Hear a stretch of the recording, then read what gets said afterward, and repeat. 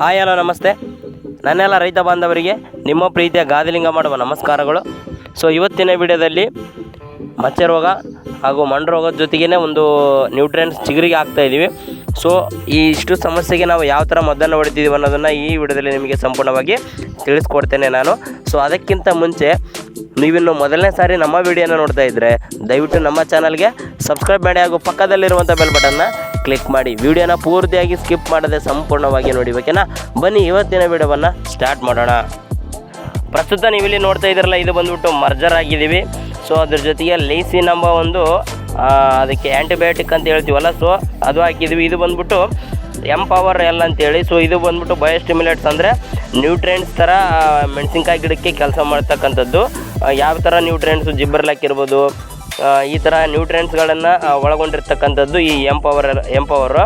ಇದು ನ್ಯೂಟ್ರಿಯೆಂಟ್ಸ್ ಥರ ಕೆಲಸ ಮಾಡುತ್ತೆ. ನ್ಯೂಟ್ರಿಯೆಂಟ್ಸನ್ನು ನಾವು ಪ್ರತಿ ಸಲ ಈಗ ಸಂದರ್ಭಗಳಲ್ಲಿ ಹೊಡಲೇಬೇಕಾಗುತ್ತೆ, ಯಾಕಂದರೆ ಗಿಡ ಗ್ರೋತ್ ಆಗಿರುತ್ತೆ. ಸೊ ಅದೇ ಕಾರಣಕ್ಕೋಸ್ಕರ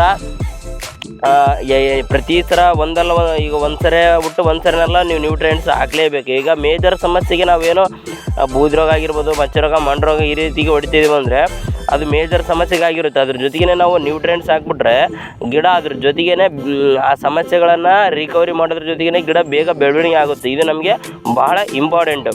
ನೋಡಿ, ಇನ್ನು ಈ ಮರ್ಜರ್ ಬಂದ್ಬಿಟ್ಟು ಯಾವ ರೀತಿ ಕೆಲಸ ಮಾಡುತ್ತೆ ಅಂದರೆ ಮಚ್ಚೆ ರೋಗ, ಮಣ್ಣು ರೋಗ ಮತ್ತು ಅದ್ರ ಜೊತೆಗೆ ಲೈಟಾಗಿ ಬೂದಿ ರೋಗ ಬರ್ದಂಗೆ ಕಂಟ್ರೋಲ್ ಮಾಡುತ್ತೆ. ಯಾವುದು ಮರ್ಜರ್. ಸೊ ಇನ್ನು ಲೈಸಿನ್ ಅಂತೇಳಿ ಅದಕ್ಕೊಂದು ಚೀಟಿ ಅಂತೀವಿ, ಅದಕ್ಕೆ ಲೈಸಿನ್ ಚೀಟಿ. ಲೈಸಿನ್ ಯಾಕೆ ಹಾಕಿದೆವು ಅಂದರೆ ಈಗ ನಮಗೆ ಏನಾರ ಆ್ಯಂಟಿಬಯೋಟಿಕ್ ನಮ್ಗೆ ಯಾವ ರೀತಿ ಗುಳಿಗೆ ಕೊಡ್ತಾರೆ, ಏನೋ ಒಂದು ಮೇಜರ್ ಸಮಸ್ಯೆ ಆಗಿರುತ್ತೆ ನಮಗೆ, ಅದ್ರ ಜೊತೆಗೇ ಆ ಕಂಟ್ರೋಲ್ ಮಾಡೋದ್ರ ಜೊತೆಗೆ ಒಂದು ಆ್ಯಂಟಿಬಯೋಟಿಕ್ ಗುಳಿಗೆ ಕೊಟ್ಟಿರ್ತಾರೆ ನಮಗೆ, ಆ್ಯಂಟಿಬಯೋಟಿಕ್.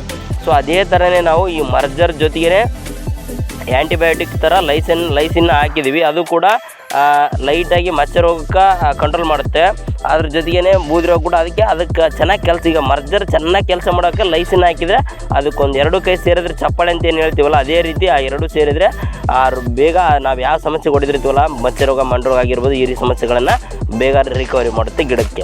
ಓಕೆನಾ. ಅದ್ರ ಜೊತೆಗೇ ನಾವು ನ್ಯೂಟ್ರಿಯೆಂಟ್ಸ್ ಹಾಕಿದ್ದೀವಿ. ಸೊ ನ್ಯೂಟ್ರಿಯೆಂಟ್ಸ್ ಯಾವ ರೀತಿ ಹಾಕಿದ್ದೀವಿ ಅಂತಲೂ ಕೂಡ ನಿಮಗೆ ತೋರಿಸಿದ್ದೀವಿ, ಯಾವ ಕಾರಣಕ್ಕೋಸ್ಕರ ಅಂತೇಳಿ. ಯಾಕಂದರೆ ಗಿಡ ಬೆಳವಣಿಗೆ ಆಗಬೇಕು. ಈಗ ಪ್ರಸ್ತುತ ಇಲ್ಲಿ ನೋಡ್ತಾ ಇದ್ರಲ್ಲ, ಇದು ಬಂದುಬಿಟ್ಟು ರುದ್ರ ಬ್ಯಾಡಗಿ. ಸೊ ರುದ್ರ ಬ್ಯಾಡಗಿ ಯಾವ ರೀತಿ ಬೆಳೀತಪ್ಪ ಅಂದರೆ ಸಿಜೆಂಟ ಯಾವ ರೀತಿ ಬೆಳೀತಲ್ಲ, ಸಿಜೆಂಟ ಬೆಳೆದ ಮೇಲೆ ಗಿಡ ಕಾಪು ಕಾಯಿ ಸೆಟ್ ಆಗುತ್ತಾ, ಆ ರೀತಿ ಅದು ಸಿಜೆಂಟ. ಬಟ್ ಈ ರುದ್ರ ಬ್ಯಾಡಗಿ ಏನೈತಲ್ಲ ಆ ರೀತಿ ಅಲ್ಲ. ಇದು ಬೆಳಿತಾನೆ ಹೂವು ಕೈ ನೋಡ್ರಲ್ಲಿ, ಹೂವು ಇಷ್ಟು ಚಿಕ್ಕ ಗಿಡದಲ್ಲಿ ಆಲ್ರೆಡಿ ಹೂವು ಪಿಂಜೆ ಆಗಿಬಿಟ್ಟಿದ್ದಾವೆ. ಸೊ ಅದೇ ರೀತಿ ಈಗ ಇಷ್ಟು ಬೇಗನೆ ಈ ಪಿಂಜೆ ಕಾಯಿ ಆಗಿಬಿಟ್ರೆ ಗಿಡ ಇಲ್ಲಿಗೆ ಮಟ್ಟ ಆಗಿಬಿಡುತ್ತೆ, ಬೆಳೆಯೋದಿಲ್ಲ. ಸೊ ಅದೇ ಕಾರಣಕ್ಕೋಸ್ಕರ ನಾವು ಪ್ರತಿ ಸಲ ನ್ಯೂಟ್ರಿಯೆಂಟ್ಸ್ ಹಾಕಬೇಕು. ಸೊ ರುದ್ರ ಬ್ಯಾಡಗಿಗೆ ನ್ಯೂಟ್ರಿಯೆಂಟ್ಸ್ ಹಾಕಿದ್ರೆ ಸ್ವಲ್ಪ ಬೇಗ ಗಿಡನ ಬೆಳೆಸ್ಕೋಬೇಕು. ರುದ್ರ ಬ್ಯಾಡಗಿನ ಬೇಗ ಬೆಳೆಸ್ಕೊಂಡ್ರೆ ಏನಾಗತ್ತಪ್ಪ ಅಂದರೆ ಕಾಯಿ ಹೂವು ಬೇಗ ಸೆಟ್ ಆಗ್ತವೆ. ಈಗ ಚಿಕ್ಕ ಗಿಡಕ್ಕೆ ಬೇಗ ಸೆಟ್ ಆಗಿಬಿಟ್ರೆ ಗಿಡ ವಜಾಗಿ ಮಟ್ಟ ಆಗಿಬಿಡುತ್ತೆ, ಅಲ್ಲಿಗೆ ಮೇಲೆ ಮತ್ತೆ ಚಿಗುರು ಬರೋದಿಲ್ಲ. ಸೊ ಅದೇ ಕಾರಣಕ್ಕೋಸ್ಕರ ಬೆಳೆಯೋ ಸಂದರ್ಭದಲ್ಲಿ ಗಿಡಗಳನ್ನು ಬೆಳೆಸ್ಬೇಕನ್ನೋ ಉದ್ದೇಶಕ್ಕೋಸ್ಕರ ನಾವೇನು ಮಾಡ್ತಾ ಇದ್ದೀವಿ, ನ್ಯೂಟ್ರಿಯೆಂಟ್ಸ್ನ ಪ್ರತಿ ಸಲ ಹಾಕ್ತಾ ಇದ್ದೀವಿ. ಓಕೆನಾ.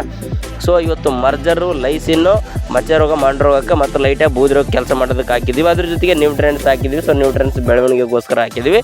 ಸೊ ಈ 3 ಮದ್ದುಗಳನ್ನು ಈಗ ನ್ಯೂಟ್ರಿಯೆಂಟ್ಸ್ ಬೇರೆ ಕಲಿಸ್ಕೊಳ್ರಿ, ಈ ಮರ್ಜರ್ ಮತ್ತು ಲೈಸಿನ ಒಂದಕ್ಕೆ ಕಲಿಸ್ಕೊಂಡು 2ನ್ನ ಸಪ್ರೇಟ್ ಕಲಿಸ್ಬೇಕು. ಯಾಕಂದರೆ ಕಲಿಸ್ಬೇಕಾದ್ರೆ ಕೆಮಿಕಲ್ ಏನಾರು ಮಿಕ್ಸ್ ಆಯ್ತು, ಅದಕ್ಕೆ ಕೆಮಿಕಲ್ ರಿಯಾಕ್ಷನ್ ಚೆನ್ನಾಗಿರಲಿಲ್ಲ ಅಂದರೆ ಅದಕ್ಕೆ ಕೆಲಸ ಮಾಡಲ್ಲ. ಸೊ ಅದೇ ಕಾರಣಕ್ಕೋಸ್ಕರ ನಾವು ಬೇರೆ ಬೇರೆ ಬಕೆಟಲ್ಲಿ ಕಲಿಸ್ಕೊಂಡು ಆ ಟ್ಯಾಂಕಿಗೆ ಹಾಕ್ಬೇಕಾದ್ರೆ ಒಂದೇ ಸರಿ ಹಾಕ್ಬೋದು. ಓಕೆನಾ.